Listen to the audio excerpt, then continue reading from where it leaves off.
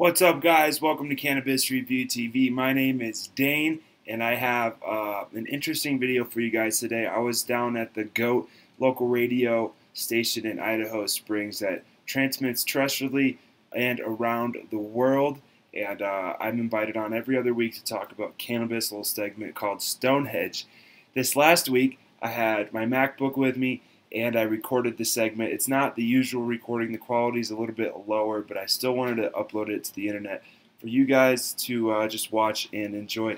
So I hope you guys do enjoy this video. Cheers. I'm sorry about that. I was just setting up something on my computer. Started a little bit early here.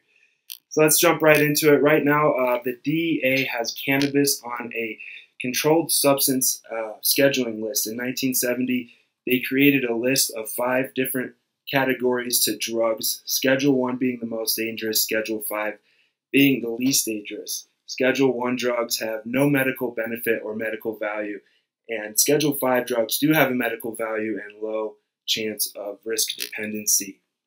Right now, like I said, cannabis is a Schedule 1, and the debate is to move that down to Schedule 2 or as far down as Schedule 4, which would allow cannabis to be legally researched for medical applications in the United States, and it would allow cannabis to be federally prescribed to patients in the United States. Right now, it's currently federally illegal, and those prescriptions only operate under state guidelines. That future, will that hold any bearing on the state of affairs in Colorado as far as cannabis as we presently enjoy and purchase? And well, there's a lot of debate about that, and we're going to talk about it in the next 15 minutes here. In 1972, NORML originally petitioned to have cannabis rescheduled, and the DEA has kind of kicked the can down the road. We've had many lawsuits in and out of the court system for the last 22 years, and in 2011, they made a response, and they said that they would decide in the first half of 2016 whether they were going to reschedule a lot or not. And a lot of people in the industry currently feel like this they are going to reschedule it to Schedule 2. Those impacts, it could go either way. On one hand, if it gets rescheduled, it could send a message to other states that have not come online with the medical marijuana program that the federal government is accepting and wanting to move forward with medical cannabis in the country.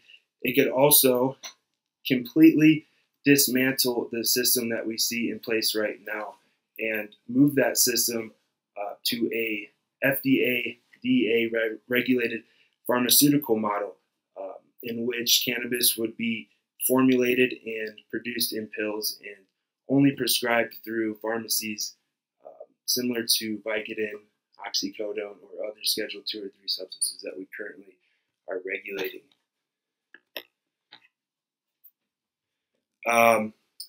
Personally, I don't think that would be the case.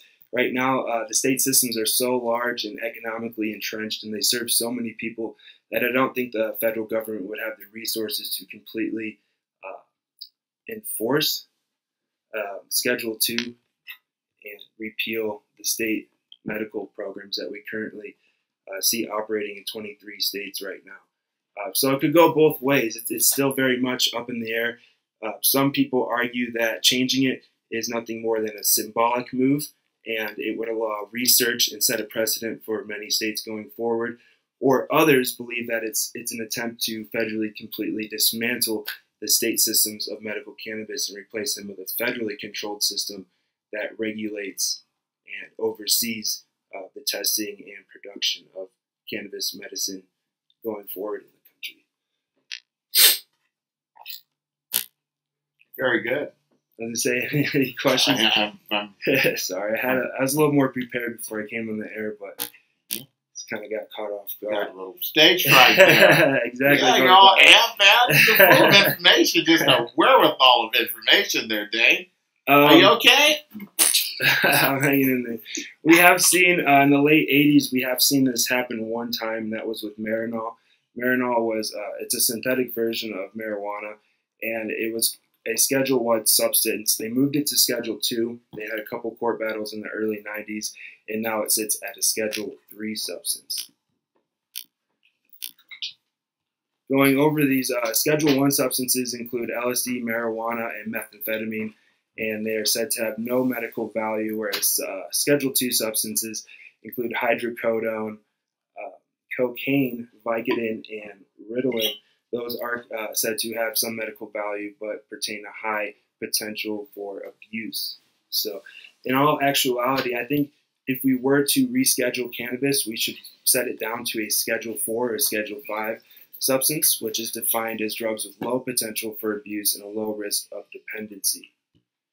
And even better, if folks want to get involved at home, Bernie Sanders actually introduced a bill earlier this year, which is Senate Bill 2237, ending the Federal Marijuana Prohibition Act of 2015. Once again, that was reissued this year, and you can call your representative and ask them to support that bill. What that will do is completely remove cannabis from the Controlled Substance Act in their list of 5 scheduled drugs altogether and allow it to be regulated much the same as alcohol or tobacco. Very cool. So we'll see that in the next 30 to 45 days. You guys will probably see news headlines depending on what the DEA rules and which way this thing will go. Yeah, dude, that sounds really awesome.